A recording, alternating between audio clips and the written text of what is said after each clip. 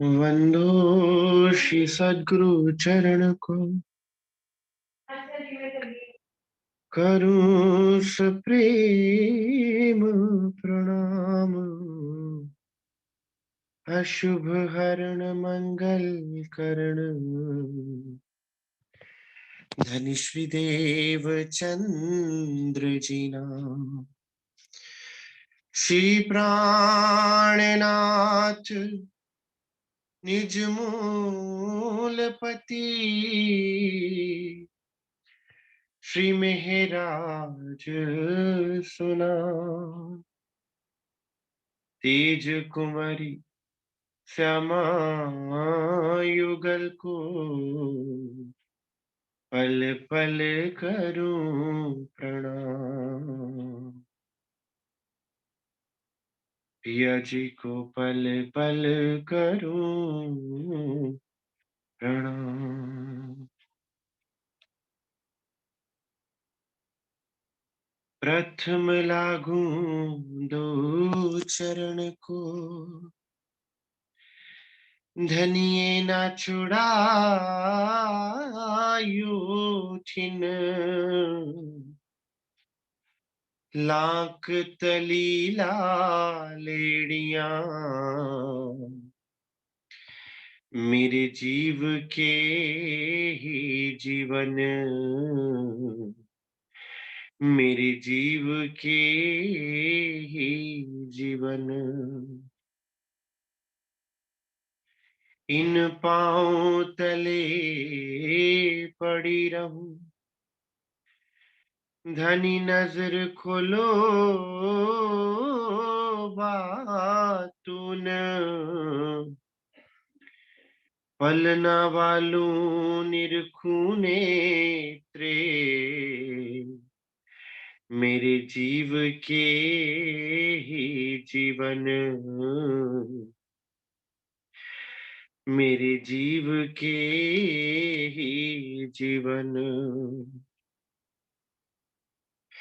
इन पांव तले पड़ी रहूं, धनी नजर खोलो बातुन। पलना वालू निरखु नेत्रे, मेरे जीव के ही जीवन, मेरे जीव के ही जीवन।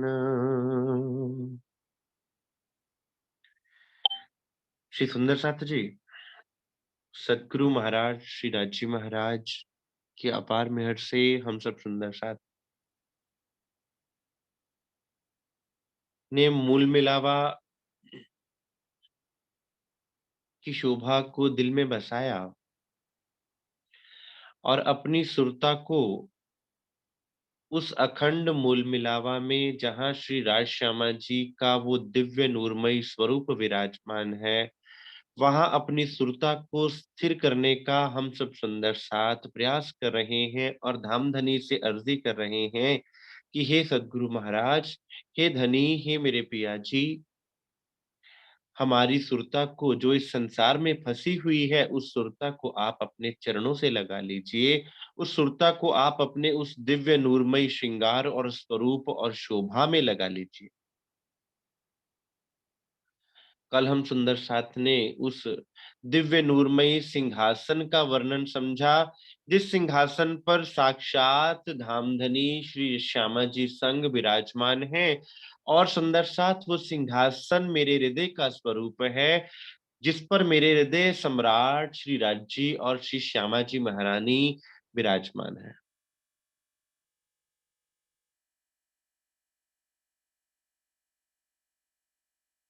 और आज वर्णन श्री युगल स्वरूप का, जिनके स्वरूप का वर्णन आज तक ऋषि मुनि तीर्थंकर अवतार जिनके स्वरूप को ना निहार सके, जिनको एक झलक उस स्वरूप की ना मिल सकी, तड़प तड़प कर इस संसार के योगी सन्यासी रह गए कि कोई एक झलक हमें उस मूल स्वरूप श्री राजी महाराज के स्वरूप की दिखा देवे। लेकिन ना तो कोई उस स्वरूप के एक झलक पा सका और ना उसकी महिमा को जान सका। फकत अपनी ब्रह्म सृष्टियों के लिए, अपनी आत्माओं के लिए सुंदर साथ वो स्वरूप खुला जिसके विषय में वाणी में क्या वर्णन है।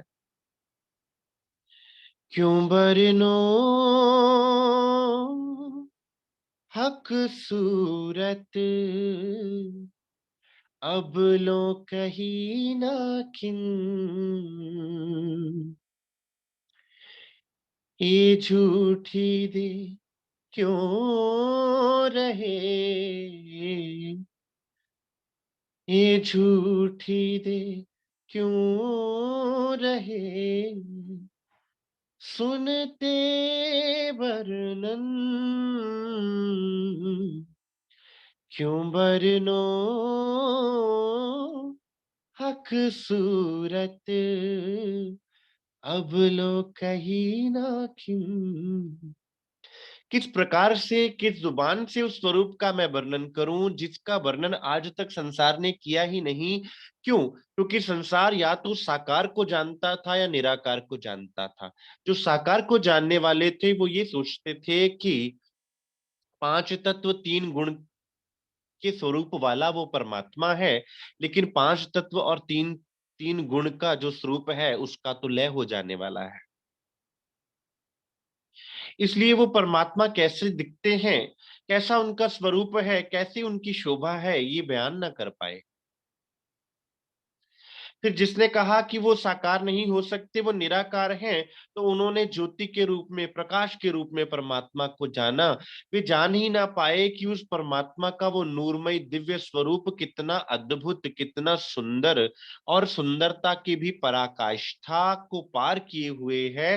सुंदरता शब्द भी सुंदर साथ यहाँ का है, जो यहाँ के अनुसार बनाया गया है। लेकिन परम धाम का वो दिव्य नूरमय स्वरूप तो सुंदरता की पराकाष्ठा से भी परे का स्वरूप है सुंदर साथ, जिसका वर्णन यहाँ पर अपनी आत्माओं के लिए श्री इंद्रावती जी के मुख से प्रकट हुआ। और हम आत्माओं के लिए सुंदर साथ धनी ने वो दरवाजा खोला, क्योंकि जब तक उस स्वरूप का वर्णन ना होता तब तक आत्मा जागृत किस प्रकार से होती। जब तक उस स्वरूप को आत्मा अपने दिल में ना बसा लेगी, जब तक आत्मा के हृदय में, हृदय धाम में वो स्वरूप विराजमान ना हो जावेगा। क्योंकि सुंदर साथ बिछोह किससे हुआ है, बिछोह उस स्वरूप से ही तो हुआ है। बिरहा जाने बिरहनी जो मिल के बिछड़ी हुए, ज्यों मीन बिछड़ी हुए जल थे, यागत जाने सोए। जिस स्वरूप से बिछड़े हैं सुंदर साथ, जिस स्वरूप से हमारा अखंड संबंध है, जिस स्वरूप के चरणों तले हम सुंदर साथ लीला में मगन रहते हैं, जिस स्वरूप से हमारा प्रेम है, जब तक वो स्वरूप हृदय में ना बस जावे, जब तक वो स्वरूप नेत्रों में ना बस जावे, तब तक आत्म जागृति कैसे कही जाए।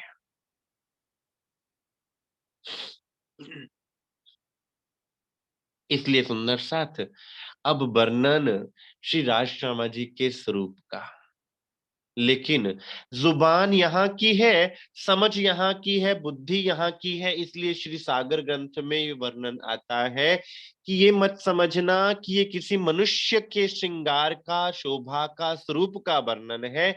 इसलिए सुंदर साथ जी पहले से स्पष्ट कर दिया कि जिन जानो, ये मत समझना कि ये वर्णन किसी इंसान जैसी शक्ल सूरत का वर्णन है, ये उस हक सुभान के स्वरूप का वर्णन है। इसलिए अपने दिल में वो विशालता, वो प्रेम, वो लाड भर के उस स्वरूप के वर्णन को सुनना, और जब भी ध्यान में बैठना तो वो प्रेम, वो लाड, वो तड़प लेकर बैठना कि ये हक सुभान श्री राज श्यामा जी का स्वरूप का वर्णन है। ये किसी इंसानी, मनुष्य, किसी इंसानी देह का यहाँ के पंच तत्व तीन गुण की देह का श्रृंगार नहीं है सुंदर साथ, ताकि जैसे ही वो स्वरूप श्रृंगार का भान, ख्याल, उसकी याद आपके दिल में आवे, आपका हृदय पुलकित हो जावे, आपका हृदय प्रसन्नता से भर जावे। वर्णन आशिक कर ना सके, और क्यों पहुंचे कोई आशिक बिन। अब सुंदर साथ यहाँ इतनी अद्भुत बात है कि जिसको इश्क है, जो इश्क में डूब गया है, जो स्वरूप में डूब गया है, जिसको उस स्वरूप की लज्जत लग गई है, वो वर्णन करेगा भी तो कैसे करेगा। वो या तो लज्जत लेगा या वर्णन करेगा। यहाँ इंद्रावती जी के दिल में बैठकर सुंदर साथ उनको लज्जत भी दी, और उनके मुखारबिंद से वर्णन भी करवाया। किसके लिए? हम सुंदर साथ के लिए। कितनी मेहर है सुंदर साथ हम पर उस मेहरबान पिया प्रीतम धनी की, कि हम सुंदर साथ के लिए ये वर्णन करवाया, वरना हमारे दिल में वो छवि, वो शोभा किस प्रकार से अंकित होती। हम भी परमात्मा को साकार या निराकार मानते, और सोचते कि उसकी शक्ल सूरत ही नहीं है, उनका कोई स्वरूप ही नहीं है। तो सुंदर साथ फिर इश्क ना होवे स्वरूप बिना, फिर वो इश्क किस प्रकार घटित हो सकता था, जब तक इश्क का साक्षात स्वरूप धामधनी श्री राजी महाराज का स्वरूप हमारे समक्ष ना होता। लेकिन आशिक जो इश्क में डूबा हुआ है, वो वर्णन किस प्रकार से करे, किस जुबान से धामधनी के एक एक अंग का वर्णन करेगा? क्यों? क्योंकि वो डूबा हुआ है, और जो डूब गया वो तो आशिक का ही स्वरूप हो गया।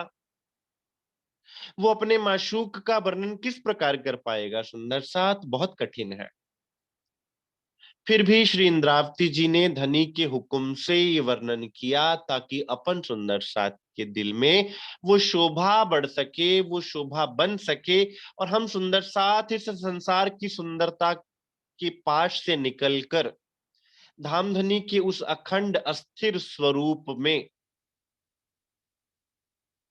उस अखंड अविनाशी स्वरूप में लग सके, जिससे हमारी सुरता को करार आ सके। वो जीव की सुरता जो सदियों सदियों से तड़प रही है, जिसको करार नहीं आ रहा, जिसको शीतलता नहीं मिल रही, उसके लिए सुंदर सा दधी सागर के रूप में चौथा सागर श्री युगल स्वरूप के श्रृंगार शोभा का सागर। और उस श्रृंगार को क्या कहा गया? शोभा कहा गया, सागर कहा गया सुंदर साथ। क्यों? क्योंकि जिस तरह सागर की कोई थाह नहीं होती, सागर की गहराई कोई साधारण व्यक्ति माप नहीं सकता सुंदर साथ, उस शोभा, श्रृंगार और स्वरूप की महिमा, उसके नूर, उसकी उज्ज्वलता और उसके प्रेममयी चितवन को भी कोई मापा नहीं जा सकता। उसमें डूबा तो जा सकता है, उसकी लज्जत तो ली जा सकती है, उसमें खुद को वारा तो जा सकता है, लेकिन उसको मापा नहीं जा सकता। इसलिए सुंदर साथ स्वरूप वर्णन करने से पहले ही बता दिया कि सुंदर साथ उस स्वरूप वर्णन को तुम सुनने तो जा रहे हो, तुम पढ़ने तो जा रहे हो, लेकिन सोच विचार कर लेना कि वो स्वरूप वर्णन किन का है। वो किसी इंसान का, किसी मानव का, किसी शरीर का स्वरूप वर्णन नहीं है। वो साक्षात धनी के स्वरूप का वर्णन है, जो कि यहाँ करना संभव ही नहीं था। लेकिन अपनी आत्माओं के लिए, क्योंकि धनी जिनसे अपने हृदय से भी अधिक प्रेम करते हैं, अपने आप से भी अधिक प्रेम करते हैं, उनके लिए ये स्वरूप का वर्णन यहाँ पे किया। सुंदर साथ अब उस स्वरूप के वर्णन को हम सुंदर साथ अपने हृदय बिखे लेवेंगे। लेकिन अर्जी है सुंदर साथ, एक एक वस्त्र, एक एक आभूषण की शोभा को हृदय में लीजिएगा, और जो भी पिक्चर्स आपके सामने चलेंगी वो केवल आपको समझाने मात्र के लिए है, उसका असल से कोई लेना देना नहीं है। असल स्वरूप तो ना कोई बना सका है, ना कोई पेंटर वो पेंटिंग कर सकता है, ना कोई कैमरा वाला वो कैमरा कैमरा से फोटो खींच सकता है। ये तो आत्मा के हृदय में पहले से ही वो स्वरूप विराजमान है। यहाँ की मसाला, यहाँ की पिक्चर्स तो केवल समझने मात्र के लिए, ताकि हमारे हृदय में एक स्वरूप खड़ा हो सके, हमारे चित्त में वो स्वरूप खड़ा हो सके, और हम चितवन में डूब सकें, धामधनी के स्वरूप में हम अपनी सुरता को लगा सकें। इसलिए सुंदर साथ जी यहाँ पर, यहाँ के मसाले का प्रयोग करके, अर्थात यहाँ की पिक्चर्स, यहाँ के वस्त्रों की शोभा के अनुसार, यहाँ के वस्त्रों का आइडिया लेकर समझाया जाता है सुंदर साथ जी। मत समझिएगा कि वहां के वस्त्र धागे के बने हुए ना, नूर के हैं। आप उन वस्त्रों को छुएंगे तो, आप उन वस्त्रों को हाथ लगाएंगे तो अति कोमल होंगे, यहाँ जैसे धागे फील नहीं होंगे वहां पर, क्योंकि वो वस्त्र धागे के नहीं बने हुए, वो वस्त्र अखंड नूर के बने हुए हैं, अति कोमल है सुंदर साथ जी, और श्री राज्य महाराज के ही अंग की शोभा है। इसलिए पहले से ही सुंदर साथ मंगलाचरण में जब भी स्वरूप वर्णन होता है तो पहले मंगलाचरण होता है। मंगलाचरण में पहले बता देते हैं कि सुंदर साथ ये स्वरूप डूबने के लिए है। प्रथम लागू दो चरण को, धनी ए ना छुड़ाइयो खिन, लाख तली लाल एड़िया, मेरे जीव के यही जीवन। कि श्यामा जी महारानी के जो चरणार विंद है, कोमल चरणार विंद मेरे जीव का जीवन है। और सुंदर सा जो मेरे जीव का जीवन जो स्वरूप है, फिर मान लीजिए एक व्यक्ति जिसको श्वास नहीं आ रही, कोई व्यक्ति मान लीजिए वेंटिलेटर पर है, उसको सांस नहीं आ रही, उसके लिए वो सांस कितनी जरूरी है। एक सेकंड के लिए भी अगर वेंटिलेटर बंद हो जाए तो उसके प्राण उससे छूट जाएंगे। सुंदर साथ ये चरण कमल, ये स्वरूप हमारे लिए जीवन है, इनके बिना हमारा जीना ही संभव नहीं है। सुंदर साथ सबसे बड़ी बात ये है। फिर उसमें बुद्धि का कोई रोल नहीं होता। जब पता है कि मैं इनके बिना जी नहीं सकता, तो वहां बुद्धि नहीं लगती, वहां मन का कोई कार्य नहीं, वहां सोच विचार का कोई कार्य नहीं कि इस स्वरूप को मुझे लेना है कि नहीं लेना है, ये स्वरूप उनका है कि नहीं है, ये मुझे इस पर क्या विचार करना है, क्या इस पर टिप्पणी करनी है। जब वो श्वासों से भी ज्यादा प्यारा वो स्वरूप है मुझे, मैं उसके बिना रह ही नहीं सकता, तो फिर टिप्पणियां कैसी, टीका कैसा, मन की बात कैसी, सोच विचार कैसा, ना और हाँ कैसा। तो सुंदर साथ जी पहले श्री राज्य महाराज की पाग का वर्णन।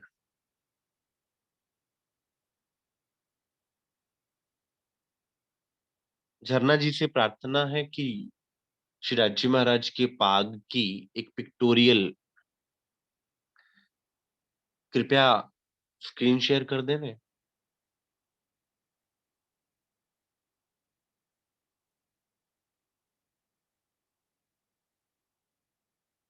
सिर पाग बांधी चतुराई सो, हक के पेच हाथ में ले, भाव दिल में लेके सुख क्यों कहूं विध ए। अब सुंदर सा धनी ने अपने शीश कमल पर जो लाल रंग की पाग धारण कर रखी हुई है,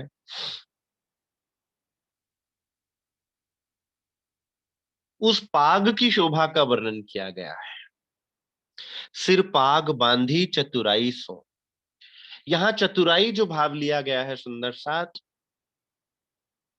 वो संसारिक चतुराई नहीं है सुंदर साथ, वो प्रेम की चतुराई है, जिसमें आशिक अपने मासूक की नजरों को खींचने के लिए, आशिक अपने मासूक को रिझाने के लिए, क्यों, क्योंकि आशिक के दिल में क्या चल रहा है कि मेरा मासूक मुझ पर रिझ जाए, मेरा मासूक मुझसे प्रसन्न हो जाए, मैं अपने मासूक को भा जाऊं। जिस प्रकार इंद्रावती जी अपने प्रेम के समर्पण में डूबी हुई है कि किस तरह से मैं धनी को भा जाऊं,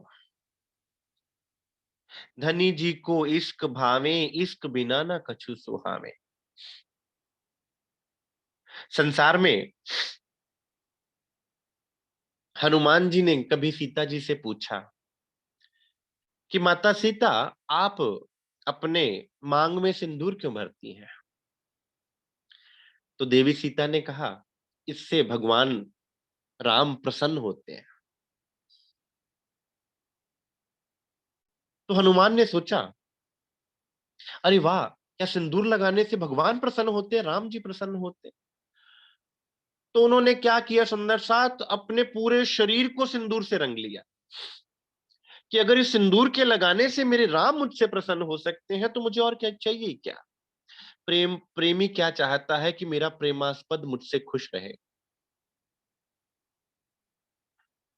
मैं कैसा बन जाऊं, मैं वही बोलूं, मैं वही करूं जिससे मेरा प्रेमास्पद मुझसे खुश हो जाए। और यहां सुंदर साथ श्री राज्य महाराज अपनी रूहों को रिझा रहे हैं। सिरपाग बांधी चतुराई सो हक्के पेच हाथ में ले, कि धामधनी ने एक एक पेच, जो पगड़ी आपके सामने इस समय नजर आ रही है उसमें पेच नजर आ रहे हैं पाग के सुंदर साथ जी, एक एक पेच को धनी ने सुंदर साथ जी अपने हाथों से बांधा है। यद्यपि परम धाम में श्रृंगार खुद करना नहीं पड़ता, क्योंकि श्री राज्य महाराज का श्रृंगार रूहों की नजरों से सजता है और रूहों का श्रृंगार श्री राज्य महाराज की नजरों से सजता है। मतलब कि जब रूह चाहती है कि धनी को इस श्रृंगार में देखना है, तो श्रृंगार राज्य महाराज का वैसे सज जाता है। यह है प्रेम। और जब राज्य रूह को जिस श्रृंगार में देखना चाहते हैं, रूह का श्रृंगार वैसा का वैसा सज जाता है इच्छा मात्र से। लेकिन इस पाग के पेचों में सुंदर साथ हमारी सुरता को बांधने के लिए, इन पेचों को केवल पेच मत समझिएगा, इन पेचों में एक एक रूह को धनी ने उनकी सुरता को अपने शीश कमल पर लपेट लिया हुआ है, ताकि रूह की सुरता उसमें इस तरह से लग जावे कि उसके बाद उस पाग की शोभा से रूह की सुरता निकल ही ना पावे। सिर पाग बांधी चतुराई सो हक्के पेच हाथ में ले, दिल में क्या भाव है धनी का कि मुझे रूहों को रिझाना है। ये प्रेम की बात है सुंदर साथ, ही इश्क की बात है, ये दिल की बात है। संसार इस बात को ना समझ पाएगा। ये पूजा का विषय नहीं है, ये भक्ति का विषय नहीं है, ये प्रेम का विषय है, जहां आशिक और मासूक में कोई अंतर नहीं रहता। आशिक मासूक को रिझाता है और मासूक आशिक को रिझाता है। भाव दिल में लेके, दिल में क्या भाव भरा हुआ है श्री राज्य महाराज ने, कि मैं अपनी आत्माओं को किस प्रकार से रिझाऊं, किस प्रकार से इस पाग के एक एक पेच में मैं अपनी आत्माओं के लिए आनंद भर दूं। सुख क्यों कहूं विद ए, इसका सुख किस प्रकार से वर्णन करूं कि मेरी आत्माओं की सुरता इसमें अटक अटक के रह जाए। जो आज सुरता इस संसार की सुंदरता में, इस संसार के मोह में, लोभ में भटक रही है, उसकी सुरता इन पाग के पेचों में इस तरह से अटक जाए कि चाहे कितना भी प्रयास क्यों ना करे, रूह उसमें अटक गई तो अटक गई।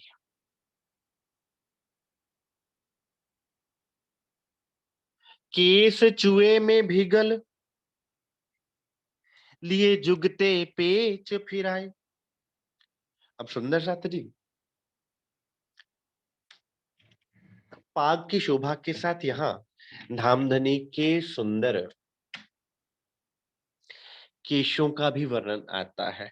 और अब वो केश यहाँ के प्रोटीन के केश जैसे नहीं है, नूर के केश है सुंदर साथ, जो शीश कमल से कंधों तक घुंघराले केश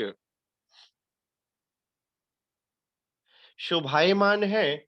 उसके ऊपर से सुंदर लाल रंग की पाग, सुंदर सा सिंदुरिया रंग की पाग। खुद विचार कीजिए, काले घनेरे केश नूर से जगमगाते हुए, उसके ऊपर पाग के पेचों की शोभा।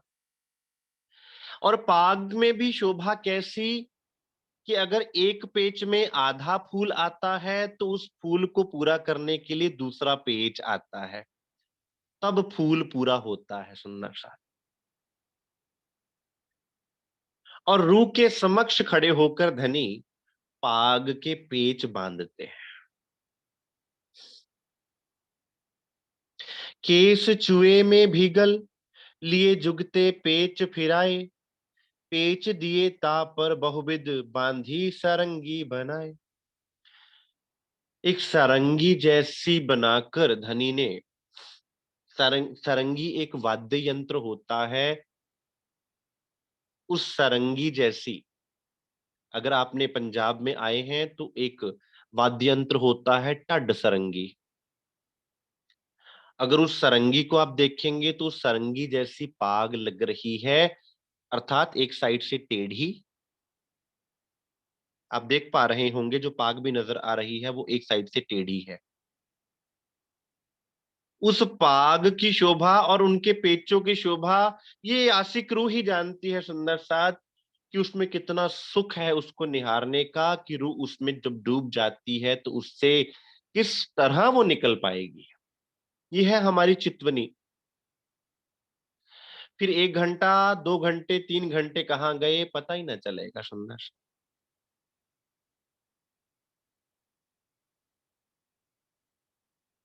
आप सुंदर साथ श्री पन्ना जी में, श्री गुम्मट जी में देख लेवे, तो जो आपको सामने शोभा नजर आती है श्री गुम्मट जी में, वहां जो मुकुट नजर आता है वो मुकुट के पीछे पाग बनी हुई है श्री जी की।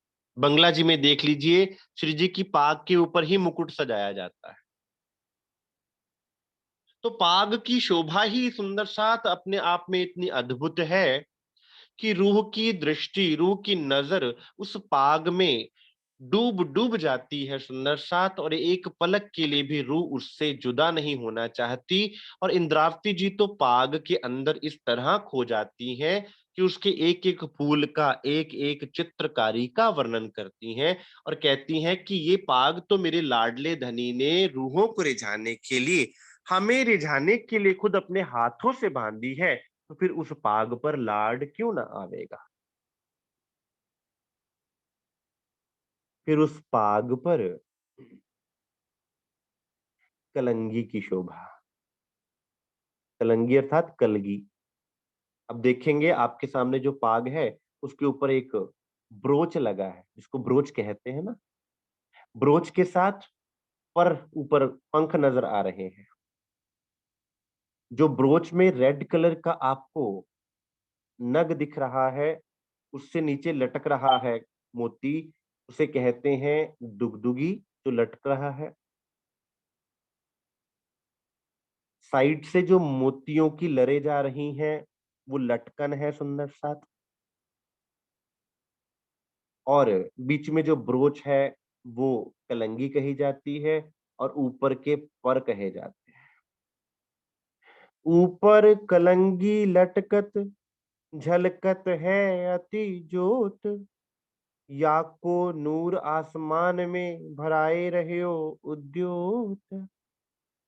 इस पाग को भी और शोभायमान करने वाली ये कलंगी है सुंदर साथ, जिसमें लाल माणिक की शोभा, जिसमें नगों की शोभा, इस पाग की शोभा को भी और बढ़ाती है। कभी किसी दुल्हा को तैयार होते सुंदर साथ देखें आप, तो पाग की शोभा किससे होती है? कलंगी से होती है। तो धामधनी की पाग की शोभा क्या है? कलंगी से है। और सुंदर साथ धामधनी के स्वरूप की शोभा को ये मत समझिएगा कि ये वस्त्र और आभूषण है। ये क्या है? ये मेरी रूह का ही स्वरूप है। धामधनी की पाग क्या है? मेरी आत्मा ही उनकी पाग है। धामधनी की कलंगी क्या है? मेरा दिल ही उनकी कलंगी है। ये मत समझिएगा कि किसी ने वस्त्र धारण कर रखे हुए हैं सुंदर साथ, ये आपका, तुम सब रूहें मेरा तन हो। तो ये हमारी ही आत्मा का स्वरूप है, हमारी ही नजर का स्वरूप है जो उनको श्रृंगार करवाता है। ऊपर कलंगी लटकत, अब उसकी जो दुगदुगी लटक रही है सुंदर साथ, वो अति प्यारी लगती है। उसमें से नूर ही नूर झलकारे लेता है, हिलोरे लेता है। और जब रूह की नजर सुंदर साथ इसमें डूब जाती है तो सोचिए, विचार कीजिए सुंदर साथ, फिर रूह किस प्रकार से वहां से नजर हटा पाएगी। फिर विचार कीजिए, वो 1 घंटा बीता कि 2 घंटे बीते, वो चितवन किस तरह से टूटेगी, वो ध्यान किस प्रकार से संसार में आएगा वापस सुंदर साथ। रूह तो ये चाहेगी कि मैं उस शोभा से अपनी नजर को हटाऊं ही ना। या को नूर आसमान में भराए रहे उद्योत, इस कलंगी का नूर पूरे मूल मिलावा में और पूरे परम धाम में फैला हुआ है सुंदर साथ। अब विचार कीजिए, पहले तो थंबों का नूर, फिर गिलम का नूर, फिर चंद्रवा का नूर, सिंहासन का नूर, सिंहासन में जड़े हुए नगों का नूर, पाग का नूर, पाग के ऊपर कलंगी के बीच के नगों का नूर। सुंदर साथ हर तरफ नूर ही नूर। इसलिए मोहम्मद साहब ने कुरान में क्या लिखा कि खुदा नूर है, नूरी स्वरूप है, नूर ही नूर भरा हुआ। ऊपर सारंगी दुगदुगी करे जो झलझलाट, ए देखे अंतर आंखें खुले, ए जो हैड़े के कपाट। सुंदर सा, जैसे जैसे आप धनी के मुखारविंद के ऊपर सुशोभित, धनी के शीश कमल पर सुशोभित इस पाग को निहारेंगे, आपकी आत्मा के नेत्र खुल जाएंगे। आज हम कह रहे हैं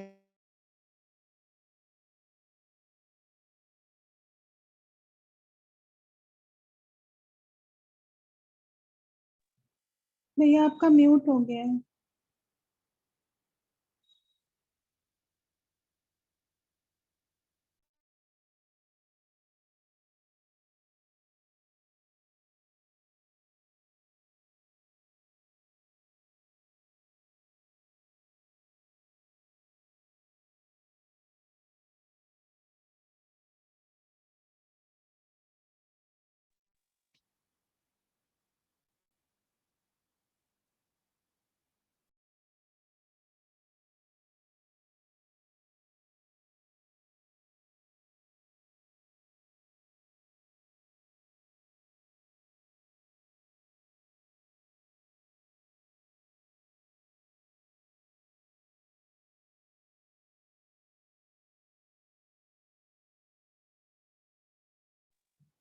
भैया अनम्यूट कीजिए प्लीज।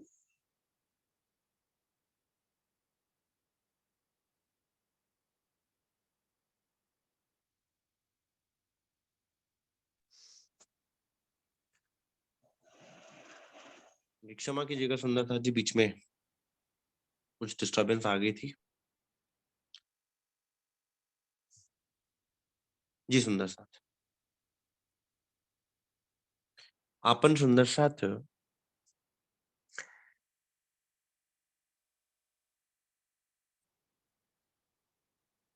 श्री राची महाराज के शीश कमल की पाग का वर्णन उसमें डूब डूब के ले रहे हैं सुंदर साथ। ए देखे अंतर आंखें खुले, ए जो हैड़े के कपाट। कि जैसे जैसे रूह इस पाग की शोभा को निहारती है, जैसे जैसे रूह कलंगी की शोभा को निहारती है, तो सुंदर साथ फिर क्या होता है कि जैसे जैसे रूह का दिल उस कलंगी में डूबता जाता है तो रूह का दिल ही कलंगी हो जाता है सुंदर साथ। फिर सोच विचार कीजिए कि वो क्या अद्भुत लीला होगी कि मैं ही, मेरा ही दिल धनी की कलंगी के रूप में विराजमान है, मेरा ही दिल धनी की कलंगी के लाल माणिक के रूप में विराजमान है। तो मेरा दिल कहाँ अटक गया? मेरा दिल धनी की पाग में अटक गया, मेरा दिल धनी की शीश कमल पर सुशोभित हो गया। तो फिर सुंदर साथ वो दिल जागेगा किस तरह नहीं, कैसे वो नजर नहीं खुलेगी, कैसे हृदय के कपाट नहीं खुलेंगे सुंदर साथ। उसको लिखा, ए देखे अंतर आंखें खुले। ये देखने से, इसको नजर में लेने से, इसका भाव दिल में लेने से अंदर की आंखें खुल जाएंगी। क्यों? क्योंकि सुंदर साथ वो प्रेम का प्रवाह ही इतना बढ़ जाएगा, वो अंदर का लाड ही इतना बढ़ जाएगा कि अंदर के कपाट खुल जाएंगे। वो जो कपाट कौन से लगे हैं? मेरे अंदर कपाट है मेरी मैं के, मेरे अहंकार के, मेरे वजूद के। और जब मैं उस कलंगी की शोभा में डूब गई, जब मैं उस पाग की शोभा में डूब गई, तो मुझ में मेरा कछु रहा ही नहीं, मुझ में मेरा कछु नहीं, जो कछु है सो तेरा, तेरा तुझको सौंपते क्या लागे मेरा। तब समझ में आता है कि धामधनी, मैं तो आप ही का अंग हूं, मैं तो आप ही के स्वरूप की शोभा हूं, मैं मुझ में मेरे जैसा कुछ है ही नहीं। तो सुंदर साथ वो प्रेम का भाव, वो आत्मीयता का भाव, वो धनी के साथ एक रसता का भाव ऐसा होता है जिसमें हमारे हृदय के जितने बंधन हैं वो छूट जाते हैं, जितने हमारे शरीर के बंधन हैं वो छूट जाते हैं, जितने जीव के बंधन हैं वो छूट जाते हैं, और दिल में प्रेम भर जाता है, दिल में वो भाव भर जाता है कि धनी और मैं एक हैं, हम में रत्ती भर का भी अंतर नहीं है।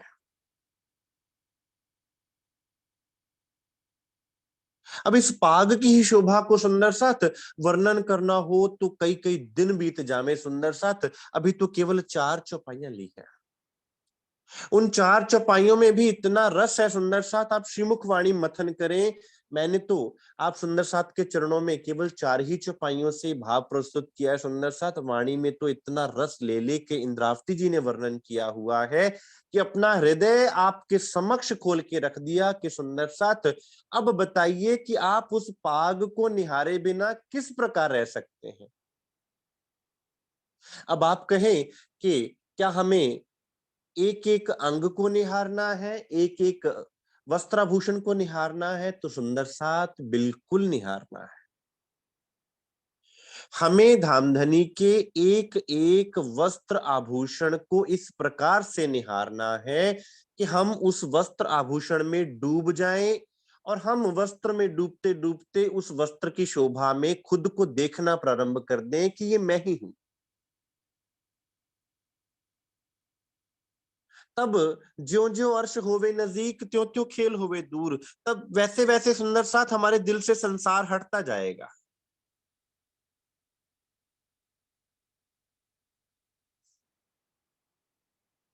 क्योंकि धामधनी की शोभा बसती जाएगी।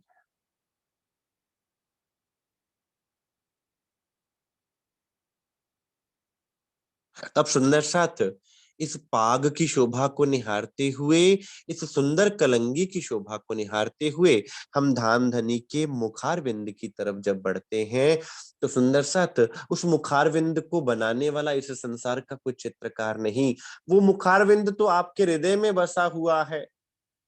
जैसे ही रूह की शोभा सुंदर साथ, रूह तड़प कर सुंदर साथ धनी के चरणों में अर्जी करेगी, जैसे ही वो अपने दिल में प्रेम भर कर निहारेगी, तो वो स्वरूप रूह के आगे दृष्टिगोचर होवेगा, जिसको वो रूह की नजरों से देखेगी।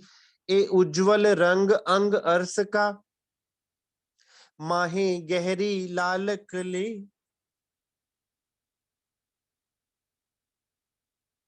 मुख चौक छवि इनकी किन बिध कहूं मैं। ए उज्जवल रंग अंग अर्स का, सुंदर साथ ये मुखारविंद कोई संसार का मुखारविंद नहीं है, ये कोई संसारिक सुंदरता नहीं है कि जिसको आंख नाक कान होंठ कहकर दांत कहकर वर्णन कर दें। सुंदर साथ ये मुख का चौक, अर्थात ये जो मुखमंडल है सुंदर साथ, वो आपके हृदय का ही स्वरूप है, और ये अर्श का अंग है। ये संसार के किसी मनुष्य जैसा स्वरूप नहीं है, किसी संसार के मनुष्य जैसा ये शोभा नहीं है, उस जैसी आकृति नहीं है। ये तो सुंदर साथ परम धाम का स्वरूप है, और परम धाम क्या है? आपका दिल है सुंदर साथ। जब तक आप चितवनी में ये भावना लेंगे कि ये अर्श मेरा दिल है, अर्श तुम्हारा मेरा दिल है, तुम आए करो आराम, सेज बिछाई रुच रुच के यही तुम्हारा विश्राम। धनी, आपका दिल मेरा अर्श है और मेरा दिल आपका अर्श है। ए उज्जवल रंग अंग अर्श का, माहे गहरी लालक ले।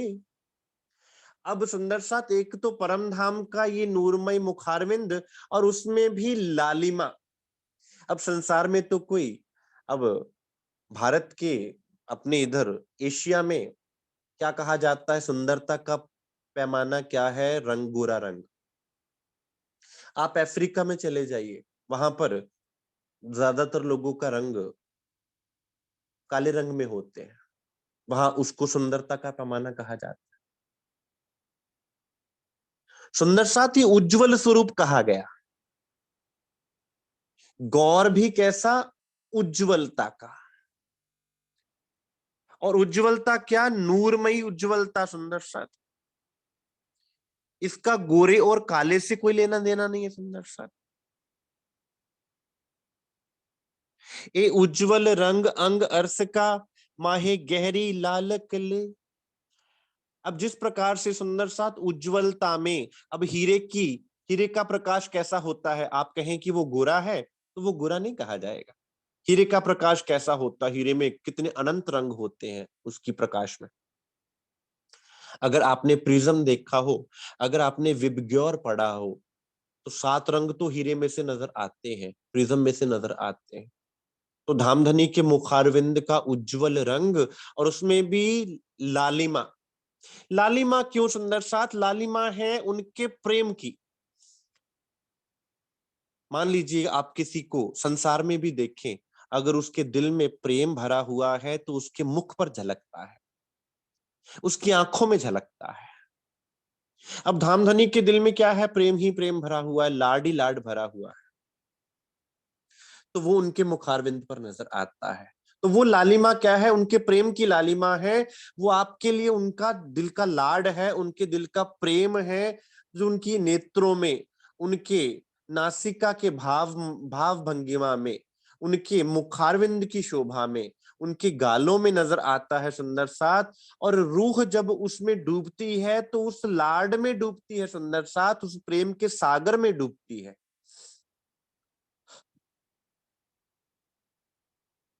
ए उज्जवल रंग अंग अर्स का, माहे गहरी लालक ले। वो गहरी लालक है, गहरी इसलिए क्योंकि वो दिल से आ रही है, और दिल इतना गहरा है कि उस दिल में कोई डुबकी लगा ले तो फिर वो निकल ना सकेगा। मुख चौक छवि इनकी, किनविद कहूं मैं ए सुंदर साथ, मैं कैसे वर्णन करूं। ये तो आप सुंदर साथ के हृदय के लिए वर्णन करना पड़ रहा है, वरना सुंदर साथ ये वाणी में वर्णन हो ही नहीं सकता था। वो तो बड़ी न्यामत अपन सुंदर साथ को मिली है सुंदर साथ, अन्यथा ये स्वरूप वर्णन यहाँ हो नहीं सकता इस ब्रह्मांड में, जहां पर 5 तत्व 3 गुण के शरीर, शरीर की सुंदरता, शरीर के दुबले पतले, शरीर के मोटे नाटे होने को ही सुंदरता का पैमाना जाना जाता है, गोरे काले होने को ही सुंदरता का पैमाना जाना जाता है। वहां पर धामधनी के इस स्वरूप का वर्णन, लेकिन रूह के दिल के लिए कि रूह जागेगी कैसे? जब तक इस रूप को वो पिएगी नहीं, जब तक उसका खाना दीदार हो जावे, पीना दीदार हो जावे, कि धनी का दीदार ही उसका खाना है, धनी का दीदार ही उसका पीना है। शरीर का खाना तो हम रोज देते हैं इसको, पीना तो रोज देते हैं इसको, श्वास तो रोज लेते हैं, लेकिन सुंदर साथ रूह का भोजन क्या है? रूह का भोजन है श्री राजी महाराज के सुंदर दिव्य नूरमयी स्वरूप के दर्शन दीदार में डूबना। जिस प्रकार अगर हम भोजन नहीं खाते, अगर हम जल नहीं पिएंगे, श्वास नहीं लेंगे, तो हमारा शरीर निष्क्रिय हो जाएगा। तो सुंदर साथ रूह की रवानगी कैसे है? रूह के अंदर प्रेम किस प्रकार भरेगा? रूह कैसे जागेगी? आप कहें आत्म जागृति कैसे है? यही अपनी जागनी, जो याद आवे निज सुख। जब तक हमें निज सुख याद नहीं आते, और निज सुख किनके साथ है सुंदर साथ? श्री राज्य महाराज के साथ ही तो हमारे निज सुख है, श्री श्यामा जी महारानी के साथ ही तो हमारे निज सुख है, सुंदर साथ के साथ ही तो हमारे निज सुख है सुंदर साथ। तो जब तक वो स्वरूप अंदर नहीं बसेगा, जब तक उसकी शोभा से लाड नहीं आवेगा, उससे प्रेम नहीं आवेगा, उसके प्रति तड़प नहीं आवेगी, तब तक किस प्रकार से सुंदर साथ वो सुख प्राप्त होवेंगे?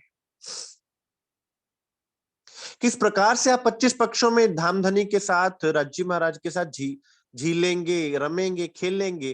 पहले उस स्वरूप के प्रति तो प्रेम होना चाहिए, और वो प्रेम ऐसा सुंदर साथ कि परम धाम में जब धनी हमें उंगली करके दिखाते हैं कि वो देखिए पूर्व दिशा में 7 वनों की शोभा, वो देखिए सातों घाटों की शोभा, जमुना जी की शोभा, अक्षरधाम की शोभा, पश्चिम में अनबन दूब दुलीचा की शोभा, फूलबाग नूरबाग की शोभा।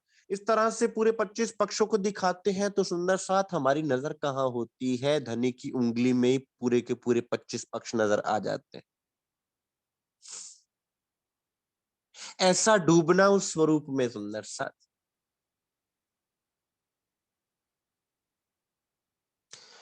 तिलक शोभित रंग कंचन, असल बन्यो सुंदर, चारों तरफों करकरी, सोहे लाल बिंदी अंदर। श्री सुंदर साथ जी कृपया तिलक की एक पिक्चर लगा दे में। अब धामधनी के सुंदर मुखारविंद पर तिलक शोभायमान है। कंचन की लालिमा लिए हुए वो तिलक, जैसे एक बिंदी होती है सेंटर में, बिंदी आपके सामने सुंदर साथ परमहंस महर्षि जी का स्वरूप है। आप उस स्वरूप को देखें तो स्वरूप में आपको बिंदी नजर आएगी, लाल बिंदी। गोल बिंदी के आसपास छोटी छोटी गोल्डन कलर की बिंदियां आसपास उसको घेर कर, उसके सरकमफ्रेंस को घेर कर, चारों तरफों करकरी, सोहे लाल बिंदी अंदर। बीच में लाल बिंदी, मस्तक के बिल्कुल बीच में लाल बिंदी, और आसपास स्वर्ण की जैसी, सोने के जैसी करकरी की बिंदियां, छोटी छोटी छोटी छोटी छोटी छोटी बिंदियां सुंदर सा। इस तरह का धामधनी के मस्तक पर तिलक शोभायमान है। और सुंदर साथ उस मस्तक को निहारना, यहां पर भी किसी महापुरुष का मस्तक निहारना हो ना सुंदर साथ, तो कहा जाता है कि भाई भाई फलां साधु संत का, फलां सदगुरु का, फलां गुरु का तो मस्तक बड़ा उज्जवल है। अब विचार करो सुंदर साथ, श्री राजी महाराज का मस्तक किस प्रकार से नूर से झिलमिलाता होगा। और यहाँ हम किसी भी महापुरुष से मिलते हैं तो उनके चरणों में प्रणाम करते हैं। कई बार ऐसे ऐसे महापुरुषों को देखा जाता है जिनके मस्तक पर आपकी नजर नहीं टिकती। क्यों? क्योंकि उनके मस्तक बड़े उज्जवल होते हैं। अब ये है श्री राजी महाराज का मस्तक, जो रूह को अपनी तरफ खींचता है सुंदर सा। और आप कहें, कई बार सुंदर साथ प्रश्न पूछते हैं कि वो नूर, क्या उस नूर से, उस रोशनी से हमारी आंखें चौंधियाती नहीं है? तो सुंदर साथ नूर का अर्थ यहाँ पे रोशनी नहीं है। रोशनी तो होता है अंधकार का ऑपोजिट। यहाँ नूर का अर्थ है कि धनी के दिल में जो प्रेम भरा है, जो भी धनी के दिल में है, जो वो बाहर जब धनी प्रकट करते हैं तो वो नूर के रूप में नजर आता है। नूर।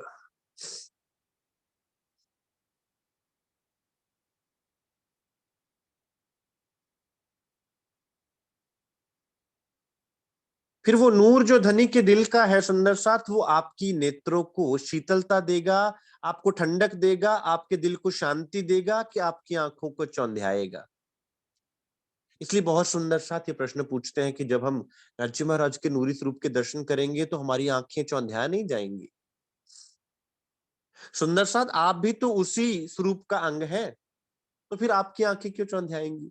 और जिस जो स्वरूप आपको अंदर से ठंडक देने वाला है, आपको शांति देने वाला है, आपको प्रेम से भर देने वाला है, उसको निहारने से आपकी आंखें किस तरह चौंधियाएंगी? अब जैसे सूर्य को देखना तो आंखें चौंधिया जाती हैं, लेकिन वही बात अगर शीतल चंद्रमा को देखा जाए तो प्रकाश तो उसमें भी है, लेकिन ठंडक है। श्री राजी महाराज के स्वरूप में उसी शीतल चंद्रमा जैसा ठंडक और सूर्य जैसी उज्ज्वलता। उदाहरण यहाँ के लिए है, धामधनी का स्वरूप तो करोड़ों सूर्यों से भी ज्यादा उज्जवल और नूरमयी है। इस तिलक और मस्तक की शोभा को निहारते हुए अब मैं नैनों की शोभा में डुबकी लगाती हूँ। अब सुंदर साथ इनकी हम पिक्टोरियल प्रेजेंटेशन क्यों नहीं कर रहे, क्योंकि ना तो कोई नेत्र बना सकता है वो नैनो जैसे, ना वो मस्तक जैसा कोई मस्तक यहाँ पर दिखने में आता है, क्योंकि वो तो धामधनी का ही मस्तक। नैनन की मैं क्यों कहूं नूर रंग भरे तारे, सेत माहे लालक लिए सोहे टेढ़े अनियारे। सुंदर साथ इन नैनों की शोभा का मैं बखान ही किस प्रकार से करूं। कहीं तो सुंदर साथ कहा गया कि जैसे मछलियां होती है ना, मछली मछली जैसे टेढ़े नैन है धामधनी के, बंके नैन कहा गया। बंके अर्थात टेढ़े नैन। ये सुंदरता की पराकाष्ठा है सुंदर सा।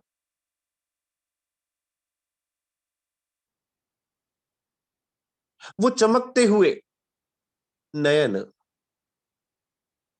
क्योंकि उन नैनों में प्रेम भरा हुआ है, उन नैनों में रूहों के लिए मेहर भरी हुई है, उन नैनों में रूहों के लिए न्यामतें भरी हुई हैं, और वो छल छलाते हुए नैन है सुंदर साथ कि अपने मासूक अपनी रूहों पर लुटा देने के लिए अपने हृदय के सारे सुख। अब कौन समझेगा संसार में, और ये चर्चा का विषय भी नहीं है सुंदर सा। क्या इस पर चर्चा की जा सकती है सुंदर सा? ये तो पीने और पिलाने की बात है। इसलिए वाणी क्या कहती है, साकी पिलावे शराब, रूहे प्याले लीजियो हक इश्क का आब, रूहे भर भर पीजियो। भाई अब तो पीने पिलाने की बात आ गई, अब तो ये बोलने और बुलाने की बात ही ना रही। नैनन की मैं क्यों कहूं नूर रंग भरे तारे।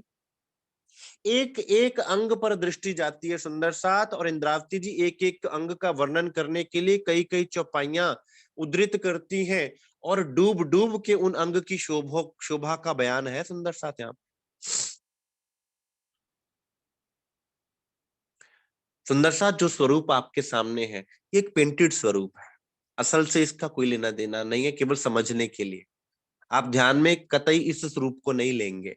ध्यान में तो आप अपने हृदय में ही धामधनी के स्वरूप को खड़ा करेंगे, क्योंकि आपके हृदय में धनी का स्वरूप जो है वो असल स्वरूप है।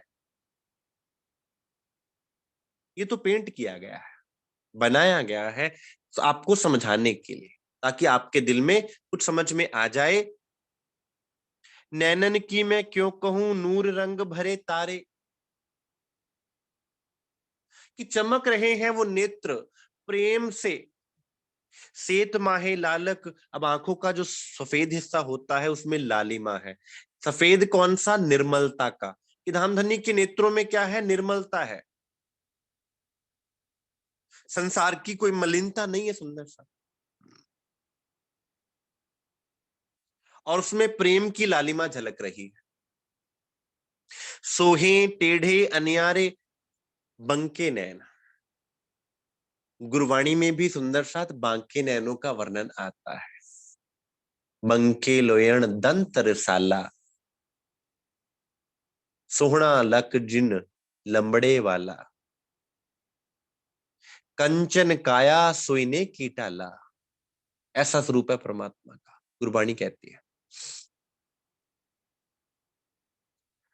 वो नेत्र सुंदर साथ, जिन नेत्रों से हमारे नेत्र कभी हटते नहीं थे, जिन नेत्रों से हम सब सुंदर साथ प्रेम से भरे रहते हैं, और पूरा परम धाम उन नेत्रों से प्रेम से भर जाता है।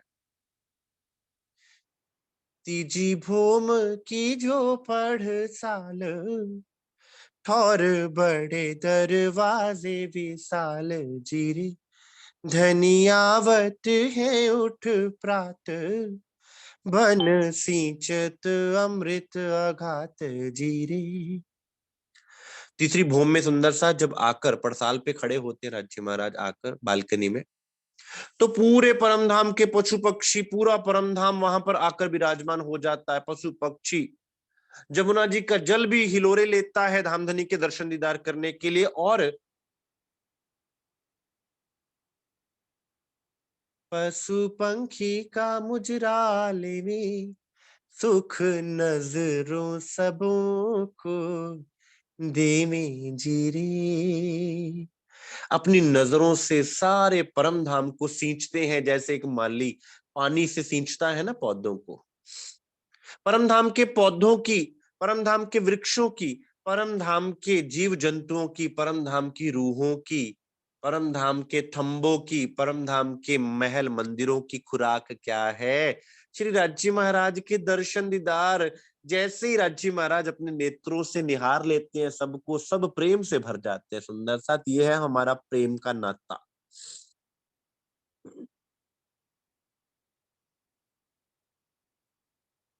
धनी नेत्रों से सींचते हैं पूरे परम धाम को।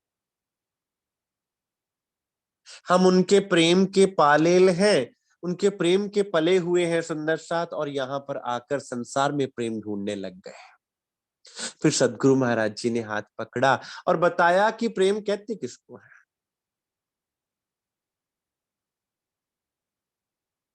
और फिर हमारी सुरता को धनी के स्वरूप में लगा दिया कि भाई जो सदगुरु के दिल का प्रेम भी है वो भी धनी के दिल का ही प्रेम है, क्योंकि हम तो प्रेम को जानते ही नहीं। अब पता चला कि वो प्रेम का सागर कैसा है, जिससे हम मुंह मोड़े बैठे हैं, जिसके स्वरूप से हम मुंह बड़े बैठे हैं। और क्या कहते हैं, अरे चितवनी में बैठा नहीं जाता, ध्यान कैसे लगेगा, हमारा तो लग ही नहीं सकता। भाई अगर तुम्हारा नहीं लगेगा तो इस संसार में किसी का भी लगने का नहीं, लग ही नहीं सकता।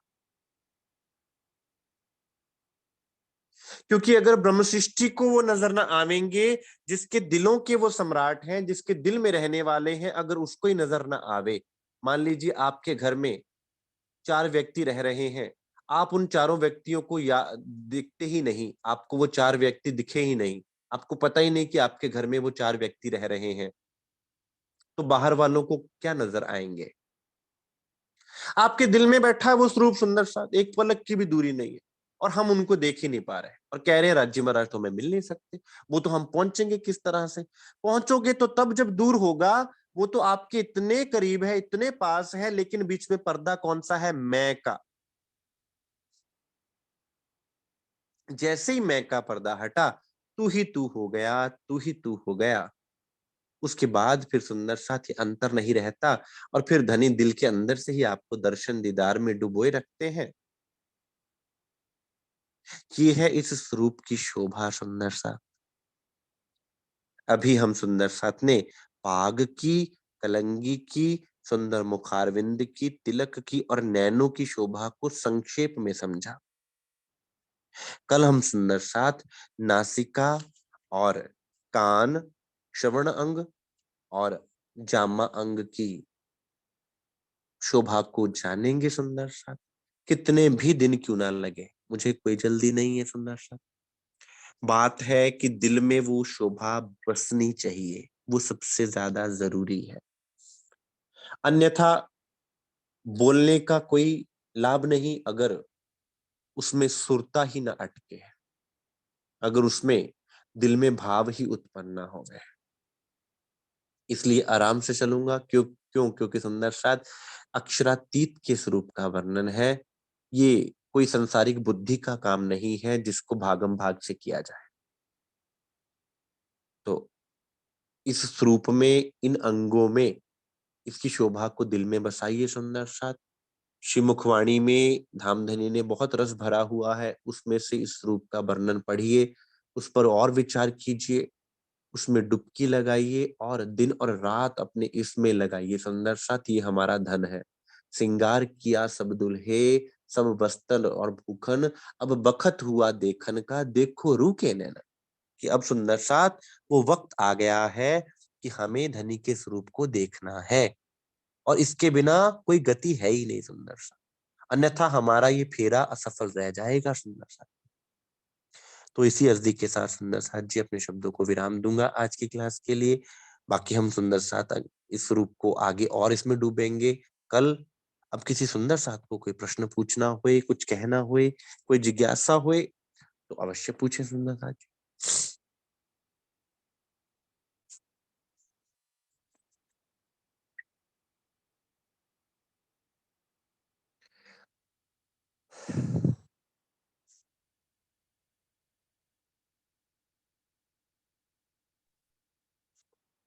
प्रणाम जी देव। जी प्रणाम जी। मैंने ना कल या परसों आपकी वो चर्चा सुनी जो सरसावा में की थी जी 3 सुंदरता जी। तारीख को। उसमें आपने बोला कि आप चर्चा या स्वामी जी या सरकार श्री की उसमें से 5-5 10-10 मिनट के छोटे छोटे क्लिप्स बनाकर अपने फेसबुक पे डालें तो और सबको मिले सुनने को। जी तो वो जी। कैसे क्लिप्स निकाले जाते हैं हमें आता नहीं है कुछ भी। जी सुंदरता। छुपाई कैसे डालनी है इसके हम्म, लिए हमें कोई ट्रेनिंग दो, कोई भी दे जिसको ये काम आते हैं वो हमें ये कोई ट्रेनिंग जी दे। सुंदरता जी, आपको केवल एक कार्य करना है। हाँ आपको जी, वो क्लिप्स मिल जाएंगे। आपको ठीक है, करना क्या है, आपको केवल उन क्लिप्स को आगे फॉरवर्ड करना है। कर दूंगी। फेसबुक पे वो शेयर तो मैं करना करने है, को शेर हूँ। फॉरवर्ड करना है, फेसबुक पे शेयर करना है, व्हाट्सएप पे फॉरवर्ड करना है, ताकि सब सुंदर साथ का और सुंदर साथ ही क्यों सारे संसार का कल्याण हो सके। बस ये अपने मुझे चाहिए फेसबुक, था। अपने व्हाट्सएप स्टेटस लगाइए। और इस पे काम चल हाँ, रहा है। अभी मेरी आज ही सुंदर साथ झरना जी से बात हुई है, और एक दो और सुंदर साथ अपने उसमें सेवा में संलग्न है। काम चल रहा है। अपन सुंदर साथ सरकार साहब की चर्चा में से, स्वामी जी की चर्चा में से, और हम्म, जहां जहां से अपन को पॉइंट्स मिलेंगे ऐसे, जहां पर वो अपीलिंग पॉइंट्स होंगे कि हाँ भाई सुनकर किसी के मन में भी ये बात आवेगी कि हाँ भाई मुझे अध्यात्म की तरफ मुड़ना है, मुझे धनी की शोभा की तरफ मुड़ना है। सुंदर साथ के लिए भी लाभकारी होंगे, संसार के लिए भी लाभकारी होंगे। उनको निकाल निकाल के अपन अपने चैनल्स पर, अपने फेसबुक अकाउंट्स पर, अपने व्हाट्सएप पर हम सुंदर साथ उसको वो करेंगे, प्रसारित करेंगे। वो आपको मिल जाया करेंगे। आपको केवल एक ठीक कार्य है, करना है कि आपको उसको फॉरवर्ड करना है, फॉरवर्ड करना है, ठीक शेयर है, करना मुझे है। वो चाहिए। जी जी फिर जी मैं जी जी, हो आगे जाए। शेयर किया। मेरे पास 350 के करीब हैं, 400 अपने व्हाट्सएप के। तो मैं सबको जी फॉरवर्ड करूंगी, फेसबुक पे डालूंगी, शेयरिंग करूंगी पूरी। जी ये जी जी सेवा के सुंदर। लिए मुझे चाहिए साथ आपका। जी सुंदर साथ, आपके चरणारविंद में कोटान कोट प्रणाम। ये आप हम सब सुंदर साथ मिलके जब इस कार्य को करेंगे तो वो दिन दूर नहीं है जब जब प्राणनाथ जी का नाम, धनी की वाणी, धनी की महिमा घर घर में पहुंचेगी, हर दिल में पहुंचेगी। तो वो दिन दूर नहीं है। ठीक है जी, प्रणाम जी। प्रणाम जी, प्रणाम जी। और कोई सुंदर साथ कुछ कहना चाहे, कुछ पूछना चाहे?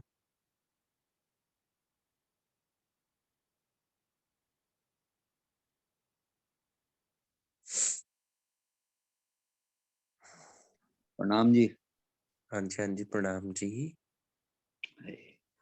अ, साजी, मेरा ये प्रश्न था हम्म कि एक चर्चा में ये कहा जाता है या एक बार सदगुरु ये कहते हैं या हमको समझाते हैं कि जो कर्म या फल जो है अपने जीव के जो हैं हम्म वो नित्य है, उसको भुगतना ही है।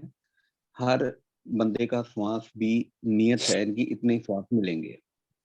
लेना देना भी जो है वो सब कुछ नियत है, यही मिलेगा। हम्म एक जब अपनी जिंदगी चलती है तो जो हर इंसान होता है उसकी वो कुछ मांगता है। मान लो एक पति है, एक पत्नी अपने पति से कुछ मांग भी लेती है तो उसमें कोई हर्ज नहीं है। मांग अच्छा। लिया, मैंने भी राजी से मान ली। कुछ मांग लिया। ठीक। मैंने अपने मांग लिया, मान लिया तो वो बात भी नहीं नहीं नहीं मांगा तो भी कोई बात नहीं, ठीक है। ठीक है जी। ठीक है? पर एक कहा जाता है कि हमको मांगना नहीं है, वो तो सब जानने वाले हैं, उनको नहीं पता हमको क्या चाहिए। हम्म एक तरफ यानी कहने का मेरे भाव ये था कि हम्म हम मांगे या ना मांगे हम्म या वो है वो उतना ही रहेगा या वो कम ज्यादा हो ही नहीं सकता, या सही मायने क्या है इस बात के। मतलब आप पूछना ये चाहते हैं, जहां तक मुझे थोड़ा बहुत समझ में आया है, कि मांगना चाहिए कि नहीं मांगना चाहिए, मांगना सही है या नहीं है। ठीक हाँ, काफी हद तक। है ना, यही प्रश्न है ना आपका? हाँ, हो सकता है, हो सकता है मैं, क्या? हाँ ठीक, हो सकता है मैं यही कहना चाह रहा हूँ। वो तो आपको पता है ना आप क्या कहना चाह रहे हैं, तो आप बताइए ना मुझे क्या कहना चाह रहे हैं, प्रश्न क्या है ये बताइए ना मुझे। यही प्रश्न है कि हमको मांगना चाहिए या नहीं मांगना चाहिए। हाँ यही तो मैं कह रहा हूँ। हाँ, अब देखो ऐसा है, पहली बात आपने कही कि जीव के कर्मों के अनुसार मिला हुआ है, तो सुंदर साथ जी ये वाणी धनी का स्वरूप जीव के कर्मों के अनुसार नहीं मिला, नहीं मिला, नहीं मिला। अगर ये वाणी और धनी का स्वरूप आपको जीव के कर्मों के अनुसार मिला होता तो सबसे अच्छे कर्म है भगवान इंद्र के, जिसको इंद्र पद मिला हुआ है, उसको मिलनी चाहिए थी ये वाणी, उनको मिलना चाहिए था ये ज्ञान, उनको मिलनी चाहिए थे धनी, क्योंकि सबसे अच्छे कर्म उनके थे, तभी तो उनको इंद्र पद मिला, तभी तो ब्रह्मा जी को ब्रह्मा पद मिला। ये वाणी धनी का स्वरूप आपको मिला है आपके निस्बत के अनुसार, ये आपके कर्मों के अनुसार नहीं मिला है। हमारे कर्मों के अनुसार हमें ये देह मिली, हमारे कर्मों के अनुसार हमें ये परिवार मिले, हमारे कर्मों के संस्कारों के अनुसार हमें ये आदतें मिली, हमारे जीव का स्वभाव मिला। और राज्य जो हमें मिले हैं, सतगुरु जो हमें मिले हैं, वो मिले हैं निस्बत के आधार पर कि तुम्हारी आत्म जो तुम्हारे ऊपर सुरता बैठी हुई है, उस नाते से आके मिले सतगुरु तुम्हें। सतगुरु तुम्हारे गुण अवगुण देख के नहीं मिले, सतगुरु ऐसे तुम पे फिदा नहीं हुए बैठे। ये मत समझना कि सतगुरु तुम में कुछ स्पेशल था, कि सतगुरु तुम पे फिदा हो गए, या तुम में कुछ कमी थी तो सतगुरु ने तुम्हें नहीं चुना, या कुछ ऐसा ना। सदगुरु हम पर फिदा इसलिए हैं क्योंकि हमारे अंदर आत्म बैठी हुई है। राज्य महाराज हम पे फिदा इसलिए हैं क्योंकि हमारे अंदर आत्म बैठी हुई है। हमारे कर्मों का, हमारे शरीर का, हमारे हमारे बाहरी चीजों का उससे कोई लेना देना नहीं है सुंदर साथ। इसलिए क्या कहा कि आपने मेरे गुण अवगुण देखे ही नहीं, क्यों? क्योंकि उन्होंने मेरे जीव के कर्मों को, मेरे गुणों को, मेरे अवगुणों को देखा ही नहीं, उन्होंने तो मेरी आत्मा को देखा, और वो उन्होंने अपना सर्वस्व मुझ पे वार दिया, अपना आपा मुझ पे वार दिया। मेरे सदगुरु ने, मेरे धनी ने, मेरे राज्य महाराज ने मुझ पे सब कुछ वार दिया। तो फिर अगर मैं कहूं कि भाई मेरे कर्मावल देखूं मैं, तो मुझे तो लगता ही नहीं है कि मुझ पर इतनी मेहर होनी चाहिए। ए मेहर मुझ पर भई, ए थी दिल में शक, मैं जानी मौज महबूब की ओ दे ताप माफक।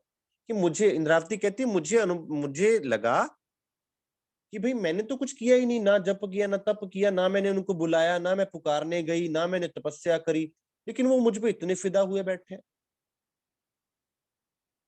तो मेरे मन में ये शक उत्पन्न हुआ कि भाई ऐसा क्यों? फिर मैंने सोचा कि वो तो उनकी मौज है, वो जिस पर लाड लड़ाते हैं फिर उसको भरपूर लाड लड़ाते हैं, रूठते भी हैं, मनाते भी हैं, लाड भी करते हैं, प्रेम भी करते हैं, वो तो फिर उनका लाड है। तो वो मेरे जीव के कर्मों के हिसाब से नहीं है। तो वो जो आपको मिला है ना, वो आपकी आत्म संबंध से मिला हुआ है, पहली बात। दूसरी बात, आपको मांगना है कि नहीं मांगना है। पहली बात सुंदर साथ कि आपने पहले ही अपनी बात में इस बात को स्पष्ट कर दिया है कि जब मेरे धनी है, मुझे पहचान हो गई कि मेरी आत्मा के धनी है, मेरे है, तो अपने पति से एक पत्नी को मांगने के लिए लेटर लिखनी नहीं पड़ती, या पड़ोसियों से परमिशन लेनी नहीं पड़ती कि मैं मांगू कि ना मांगू। उसका हक है, सब कुछ उसी का है, सब कुछ उसी का है। तो वो मांग ले तो भी जायज, ना मांगे तो भी जायज। पति को तो सब कुछ पता ही है कि मुझे देना है और देना ही है, तो अगर पत्नी ने हक से मांगा भी तो भी कुछ गलत नहीं। और अगर उसको पता है कि उसके पति उसके साथ हैं, उसको देने वाले हैं, उसके साथ रहने वाले हैं, उसकी हर इच्छा पूरी करने वाले हैं, उसको मिल ही रहा है, और हमारे धनी तो साक्षात सबविद वतन सहित आए हैं, सर्व गुण निधान है, सब कुछ सबके मालिक हैं, तो वो हमें क्यों ना देवेंगे? तो ये बात तब कही जाती है कि मत मांगो, कि कहीं हम ऐसा ना हो कि हम राज्य से माया मांगते रहे। पहले स्टेप पर कहा जाता है कि राज्य से माया मांगोगे तो तुम अपने आत्मिक संबंध पर चोट करोगे, धब्बा लगा लोगे कि भाई ये मुझसे मांग भी क्या रहे हैं, माया। कदी 100 साल रहो साथ में, धनी अनुभव 100 बेर, मूल अंकुर दया बिना कर में डाले अंधेर। कि तुम सुंदर साथ में भी रहो, तुम पर इतनी कृपा भी होती रहे, लेकिन अगर तुम मेरे दिल की बात को नहीं समझे और संसारिक बातें ही लेकर घूमते रहे, तो फिर इसका अर्थ है कि हमने क्या पाया। वाणी में इंद्रावती जी कहते हैं कि संसार ने मुझसे संसारिक सुख मांगे, मैंने उनको वो भी दिए, जो उनसे कोई मांगेगा वो देगा। लेकिन जब हम तो उनके नाती है ना, हम तो उनके संबंधी है ना, हमारा नाता है उनसे, तो हम जब उनसे संसार की वस्तुएं मांगेंगे, ऐसा नहीं कि वो देंगे नहीं, उनकी आपकी एक एक चीज पर उनका ध्यान है। आपको खाना कैसे देना है, आपके परिवार का पालन लालन कैसे करना है, आपको किस हाल में रखना है, वो राज्य महाराज की पूरी नजर है आप पर, ये मत सोचिए। लेकिन एक रानी जो राजा से केवल यही कहती रहे, मुझे कपड़े चाहिए, मुझे धन चाहिए, मुझे गहने चाहिए, वो राजा कहे तुझे मैं नहीं चाहिए, जब मैं मिल गया तो सब कुछ आ जाएगा ना। तो वो देगा तो सही, लेकिन प्यार तो ना पा पाएगी ना वो रानी। अब जहां प्यार हो गया, फिर वो प्यार में दीवाना राजा वो सब कुछ लुटा देगा, अपना पूरा राज्य उसके नाम लिख देगा, अपना सब कुछ वार देगा। तो कहा जाता है कि जब आप संसारिक वस्तुएं मांगोगे तो क्या होगा, आपके आत्मिक संबंध पर आप लांछन लगाओगे कि संसार ही मांग रहे हो, उन्हीं को मांग लो ना। क्या संसार उनसे अलग है? आपका तो संसार ही वो है ना। जब वो आ गए तो सब कुछ आ गया, सारा कुछ आ गया, संसार की भी खुशियां, उनके दिल की भी खुशियां, फिर वो कमी तुम्हें रहने नहीं देंगे। कमी कछु ना करत खसम, फिर आपके लिए कोई कमी नहीं रहेगी। और फिर जब इस स्टेज पर आप पहुंच जाओगे तो फिर उसके बाद क्या होगा, ना कहना पड़ेगा, ना बोलना पड़ेगा, ना मांगना पड़ेगा। क्यों? क्योंकि धनी आप तो मेरे सहरक से नजदीक हो, अब आपसे क्या बोलूं, आप तो सब जानने वाले हो ना। तो ये भी पहचान का लेवल होता है सुंदर सा। तो जब पहचान नहीं थी तब मांगना ठीक भी था, अब जब पहचान हो गई है, समझ आ गई है, आप तो जानते हो ना। तो अगर मैंने अपने नाते से मांगा तो वो भी गलत नहीं है, लेकिन ऐसा ना हो कि मैं संसार ही मांगती रहूं, मुझे वो प्रेम भूल ही जाए, उस संसार की आड़ में मैं प्रेम को भूल ही जाऊं कि राज्य महाराज मुझे मिले तो मेरे धनी है, मैं वो संबंध ही भूल जाऊं, ये भी ना हो। इसलिए कहा कि भाई सुंदर साथ मांगने से परहेज कर, अदरवाइज मेरे तो धनी है, मैंने मांग भी लिया तो क्या हो गया, मेरा हक बनता है। और जब प्रेम में इतना आप उनके प्रेम में डूब जाते हैं ना सुंदर सा, तो पता चलता है कि आप ही आपको कुछ है ही नहीं मेरे लिए, फिर कुछ मांगने के लिए रह ही नहीं जाता, तो मांगोगे क्या कि अब तो चाहिए कुछ नहीं। पिया जी की मेहर हुई है, रहा ना कुछ भी बाकी, फिर कुछ रहा ही नहीं, अब मांगने के लिए मांगू भी तो क्या मांगू, जब आप ही आके बैठ गए तो मैं मांगू क्या। इसलिए जीव के कर्मों से इसको अलग रखिए, जीव के कर्मों के आधार पर आपको ये नहीं मिल रहा, ये सदगुरु की कृपा से आपको मिल रहा है। और सदगुरु की कृपा आप पर आपको चलना सिखाती है। स्टार्टिंग में आप चलो, आपने मांगा ठीक है, लेकिन वो मांगना आदत ना पड़ जाए हमारी। वो मना नहीं करेंगे, वो देंगे आपको, लेकिन सबसे पहले प्रेम, उसके बाद। अब एक छोटा नन्हा बच्चा अपने दादा दादी से, अपने माता पिता से टॉफियां चॉकलेट मांगता है, तो वो क्या मना करता है? वो उसी टाइम में ला के देते हैं। वो एक मांगता है, उसको पैकेट पैकेट ला के देते हैं, वो देंगे, भरपूर देंगे। लेकिन वो बच्चा केवल क्या कहे, केवल टॉफियां चॉकलेटों के पीछे भागता रहे, उनका कहा ना माने, उनकी बात पर ना चले, तो फिर सोचो वो गलत नहीं होगा। इसलिए ये बात कही गई है। क्लियर हुआ? इसमें कुछ मैं ऐड कर सकता हूँ? करिए जी करिए। देखो, जैसा कि मुझको भी पता है कि जो हमको जो मिला है वो हमारी निस्बत के कारण मिला है, उनसे जो संबंध हुआ वो निस्बत के कारण हुआ, मेरे कर्मों के कारण नहीं हुआ। पर निस्बत तो हुई वो रूह की, जीव की थोड़ी हुई। रूह को नहीं कुछ चाहिए। रूह जो है, रूह की जो रूह है उसकी तो अ, अपने जो निस्बत है और अज्जी से है, ठीक है। जो मेहर भी होती है वो भी रूह को होती है, अच्छा रूह को होती है। जो अच्छा। जीव है, जीव की निस्बत थोड़ी है, अच्छा, निस्बत तो रूह की है। चलो इस पर जवाब दे दूं मैं। और बंध तो राज्य के मैं साथ रूह अब का है, जवाब ले, जीव का थोड़ी है। साथ साथ जवाब लेते जाओ। मैं पंजाब गवर्नमेंट का एम्प्लॉय हूँ, ठीक। मैं एम्प्लॉय हूँ सरकार का, और सरकार मुझे एक फैसिलिटी देती है कि मेरा सारा इलाज जो है वो फ्री होगा, मेरी पर्ची फ्री बनती है, ठीक।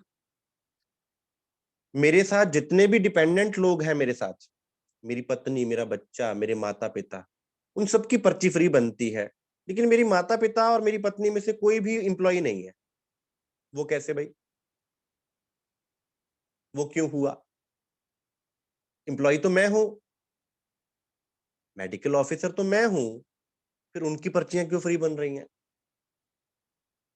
बोलो।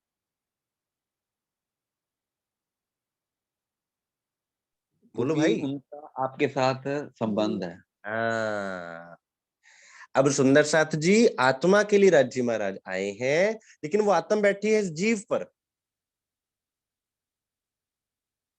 तो जीवे आत्म अंधिकरी मिल अंतस्करण अंधेर। आत्मा को शुद्ध नहीं है, आत्मा खुद को जीव समझ रही है, जीव इसके साथ जुड़ा हुआ, जीव का दिल इस आत्मा के साथ जुड़ा हुआ है। इसलिए इन निजस तनों पे भी राज्य महाराज मेहर कर रहे हैं, इन जीवों पर भी मेहर कर रहे हैं। जीवे जीव टल होसी आत्म, तो फिर क्यों वाणी किस कौन पढ़ रहा है? आत्म थोड़ी पढ़ रही है, जीव पढ़ रहा है। ये लाड किस पे बरस रहे हैं? चरणों में किसको ले रहे हैं? जीव को ले रहे हैं, तन को ले रहे हैं। प्यार किससे कर रहे हैं? जीव से। सेवा किस सेवा में किसको ले रहे हैं? जीव को।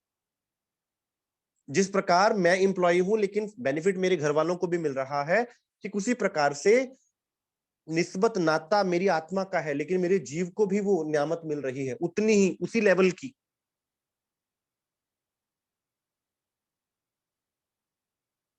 इसीलिए कहा कि जिस घर में आत्म होगी उसकी पुश्तें तर जाएंगी। पुश्तें कैसे तरेंगी? इसी तरह तो तरेंगी सुंदर साथ। क्योंकि जब देने वाला देता है ना सुंदर साथ, वो कहानी कहानी पंजाबी च आंदा ना, कहानी वंड नहीं करता। वो दयालु इतना है ना कि वो जब देने को आता ना तो वो पूरे पूरे परिवार को देता है। फिर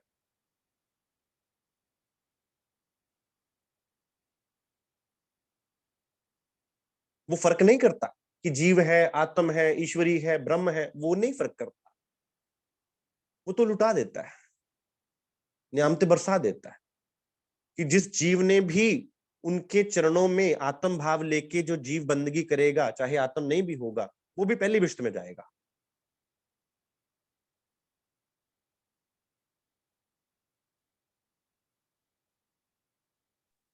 वो पहली बिस्त में जाएगा बिल्कुल जिसपे आत्म नहीं भी होगी।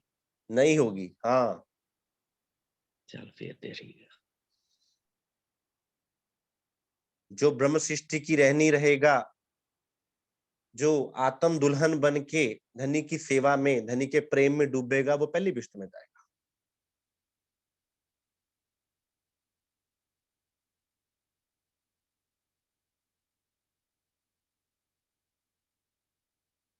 ठीक है ठीक जी। है जी, ठीक है जी, ठीक है जी।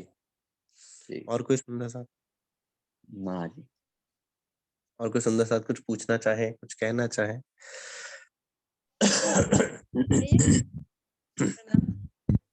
हाँ जी सुंदर साथ जी, प्रणाम जी। प्रणाम दी। कर्म कर्म के बंधन से छूटा जा सकता है कि नहीं? देखिए सुंदर साथ जी, कर्म है जीव के, ठीक है। अब जीव को कर्म के आधार पर ये शरीर मिला है। इस शरीर की स्थितियां, परिस्थितियां, कंडीशंस, घटनाएं, दुर्घटनाएं, वो जीव के कर्मों का फल है। अगर आज हम सदगुरु के चरणों में बैठकर सतगुरु के अनुसार रहनी करें, तो जैसे एक अग्नि कुंड में किसी वस्तु को डाल दिया जाता है तो वो अग्नि उस वस्तु को जला देती है। तो जब हम सदगुरु महाराज जी के अनुसार परमात्मा की भक्ति में लीन होते हैं, राज्य के स्वरूप में डूबते हैं, तो आपके कर्म भी उसी तरह जल जाते हैं। इसीलिए वेद में परमात्मा को अग्नि कहा गया, अग्नि, क्योंकि वो आपके कर्मों को जला के स्वाहा कर देती है। काटे कर्म जाल दुनी के, चैतन्य व्यापी भय निहाल। 9 खंडों में आरती में आता है ना, काटे कर्म जाल दुनी के।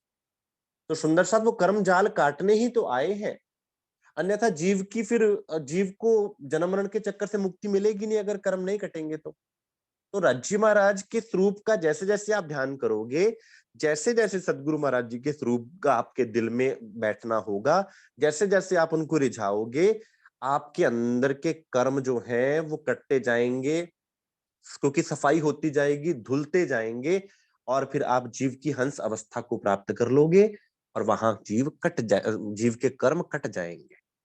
तो जीव के कर्म कट सकते हैं, और परमात्मा में वो शक्ति है कि वो काट सकते हैं, और सदगुरु महाराज जी की प्रेरणा से वो चीजें होती हैं, सतगुरु महाराज जी के हुक्म से वो चीजें होती हैं। सुंदर साथ जी,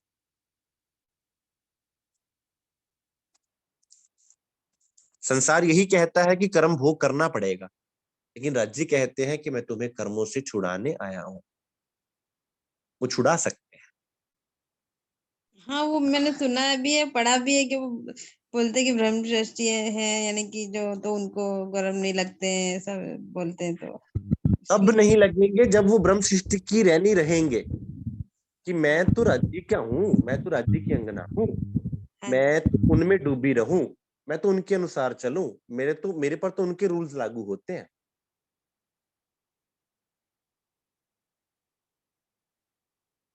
जैसे आप अगर भारत के नागरिक हैं तो आप पर भारत का संविधान लागू होगा, अगर आप अमेरिका के नागरिक हैं तो आप अमेरिका के नागरिक कहलाएंगे, वहां के रूल्स लागू होंगे आप पर, भारत के रूल्स लागू नहीं होंगे आप। आप घूमने आए हैं, ठीक है, लेकिन आप नागरिक वहां के हैं। तो इसी तरह से सुंदर सा, जब आप ब्रह्म सृष्टि की रहनी यहां पर रहेंगे, अब ये चितवनी है, चितवनी इसीलिए तो जरूरी है, चितवनी करने से जीव के कर्म वैसे ही सुंदर साथ कट जाएंगे।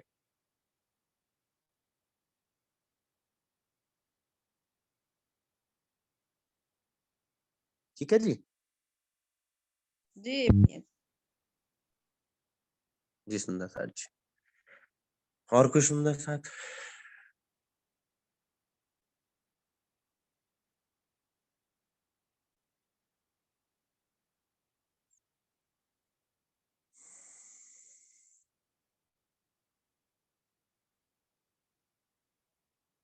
चलिए ठीक है फिर सुंदर साथ जी, आज के लिए इतना स्वीकार कीजिए। बोलिए श्री प्राणनाथ प्यारे की जय, श्री सदगुरु महाराज की जय, सर्व सुंदर साथ की जय।